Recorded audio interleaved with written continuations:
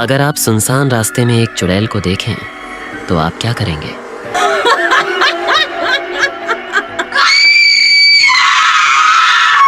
आज की घटना लगभग 20 साल पुरानी है।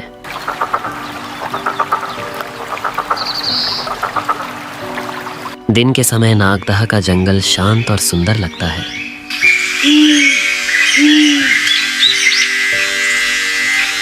पत्थरों के ऊपर से बहता साफ पानी, ऊंचे ऊंचे पेड़, ऊपर उड़ते हुए प्यारे पक्षी।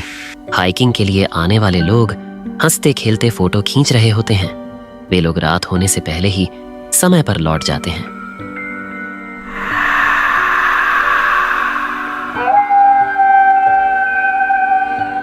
बहुत लोग मानते हैं कि नागदह एक सुंदर जगह है, लेकिन स्थानीय लोग और भी बहुत कुछ जानते हैं। वे कहते हैं कि सूरज डूबने के बाद यह जंगल इंसानों का नहीं रहता। 2013 साल की एक रात थी। समय लगभग 7 बजे का था। 3 दोस्त करण, विवेक बे और समीर जंगल के अंदर एक लंबी यात्रा करके लौट रहे थे। सोचा भी नहीं था कि इतनी जल्दी रात हो जाएगी। चलो दोस्तों जल्दी करो ना। ये समीर ने इतना खाया नहीं होता तो इतनी देर नहीं होती। खाना तो मैंने थोड़ा ही खाया था, लेकिन क्या करूं, पेट खराब हो गया। शायद तू सड़ा हुआ अंडा लाया था। चल अब जल्दी कर, बातें भी कम कर, नहीं तो फिर पेट दर्द शुरू हो जाएगा। तुम लोग 1 मिनट रुको, मैं अभी आकर मिलता हूँ, जरा टॉयलेट करके आता हूँ। अरे फिर चला गया। इसे तो पक्का दस्त ही लगे हैं, अंधेरा होने वाला है। जल्दी जल्दी कर, उस झाड़ी के नीचे कर, अंधेरा होने वाला है, जल्दी कर। समीर जल्दी जल्दी जाकर पीछे की तरफ टॉयलेट करने लगा। अब जाकर राहत मिली। उफ। आसमान का नीला रंग धीरे धीरे काला होता जा रहा था। तीनों कॉलेज स्टूडेंट थे। छुट्टी के दिन उनका प्लान था सुबह जल्दी निकलकर हाइकिंग पर जाना, लेकिन उन्हें समय का पता ही नहीं चला। पेड़ों के बीच से ठंडी हवा चलने लगी। धीरे धीरे फैला हुआ कोहरा पूरे रास्ते में फैल गया। मुझे तो बिल्कुल अच्छा महसूस नहीं हो रहा यार। ऐसी जगहों पर ऐसा ही होता है भाई, बहुत ठंड होती है। पेट खराब करके रात कर दी। तू भी कुछ मत बोल, तेरी वजह से ही देर हुई, समझा? लेकिन करण को कुछ अलग महसूस हो रहा था। डर नहीं, जैसे कि कोई उन्हें देख रहा हो। अब तुम लोग बातें मत करो, अब चलो जल्दी चलते हैं। जब वे नीचे जंगल वाले रास्ते पर पहुंचे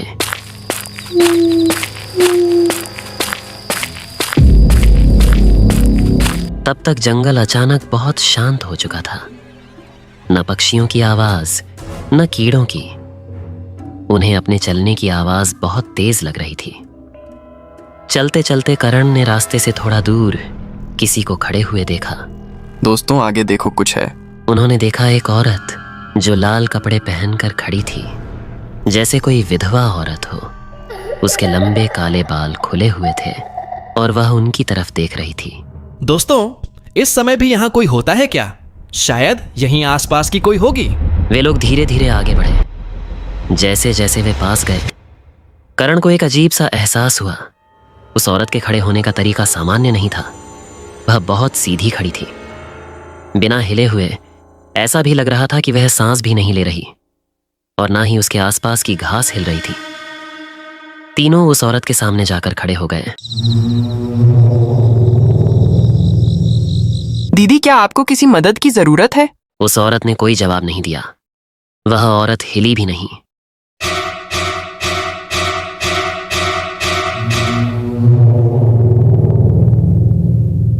दोस्तों चलो चलो। लेकिन समीर ने दोबारा पूछने की कोशिश की। दीदी, क्या आप रास्ता भूल गई हैं क्या? इस बार उस औरत ने अपना सिर समीर की तरफ घुमाया। फिर समीर वहां से चुपचाप चलने लगा।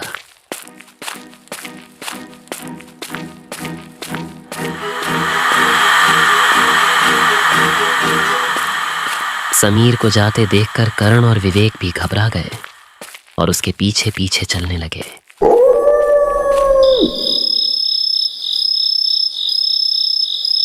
अबे समीर, तुम वहां से चुपचाप क्यों चले आए? अरे पेट बहुत दर्द कर रहा था इसलिए वहां से निकल आया। समीर ने कहा। क्या तुम लोगों ने उस औरत का चेहरा देखा? मैंने तो बिल्कुल भी नहीं देखा। अरे कैसे देखते, उसके काले बालों ने चेहरा ढका हुआ था, मैंने भी नहीं दिखा। फिर समीर ने कुछ ऐसा बताया कि उसी समय उनके पैरों तले जमीन खिसक गई। जब मैंने उस औरत से बात करने की कोशिश की, उसने धीरे से अपना सिर घुमाया। उसका चेहरा था लेकिन पूरा नहीं था। आंख, नाक, मुंह सब कुछ जैसे कोहरे में मिला हुआ लग रहा था, जैसे पानी के अंदर से देख रहे हों। समीर की बात सुनकर दोनों बहुत डर गए। हवा और ज्यादा ठंडी हो गई। यह सामान्य पहाड़ी ठंड नहीं थी, यह हड्डियों तक पहुंचने वाली ठंड थी। विवेक ने पीछे मुड़कर देखा और कांपती हुई आवाज में कहा, भागो, वो पीछे आ रही है, वो भागो। वह पूरी बात भी नहीं बोल पाया कि उस औरत ने एक कदम आगे बढ़ाया, या कम से कम ऐसा लगा, क्योंकि उसके पैर जमीन को छू ही नहीं रहे थे। उसके बाद तीनों बिना कुछ सोचे भागने लगे। रास्ता कहाँ जा रहा है किसी को कोई फर्क नहीं पड़ रहा था। डर के कारण उन्होंने पीछे मुड़कर देखा भी नहीं। भागते भागते वे थक चुके थे, लेकिन जंगल खत्म ही नहीं हो रहा था। आखिर में वे पास की एक छोटी दुकान तक पहुंचे। कोहरा पूरी तरह गायब हो चुका था। जंगल फिर सामान्य लग रहा था।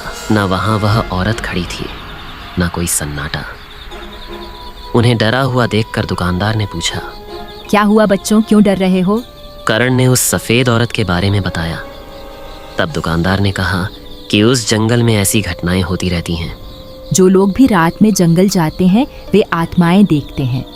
जहाँ तुम लोगों ने उस सफेद औरत को देखा था, वहाँ नीचे तालाब में एक औरत डूबकर मर गई थी। सिर्फ 2 महीने पहले की बात लगती है। शायद तुम्हें उसी औरत की आत्मा दिखाई दी होगी। यह बात सुनकर वे और ज्यादा डर गए, लेकिन अब वे शांत थे, क्योंकि वे उस जंगल से दूर थे। लेकिन आज भी वह घटना उनकी जिंदगी का सबसे डरावना पल बनी हुई है। तो दोस्तों, आज की कहानी आपको कैसी लगी? अगर आपको यह कहानी पसंद आई हो तो इस वीडियो को लाइक करें और साथ में कमेंट करके बताइए। धन्यवाद।